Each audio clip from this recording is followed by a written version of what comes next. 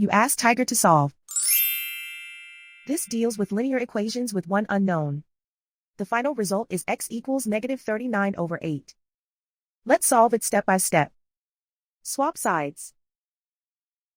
Group all constants on the right side of the equation. Add 1/8 to both sides. Combine the fractions. Combine the numerators. Reduce the zero numerator. Simplify the arithmetic. Convert the integer into a fraction. Combine the fractions. Combine the numerators. And so the final result is x equals -39/8.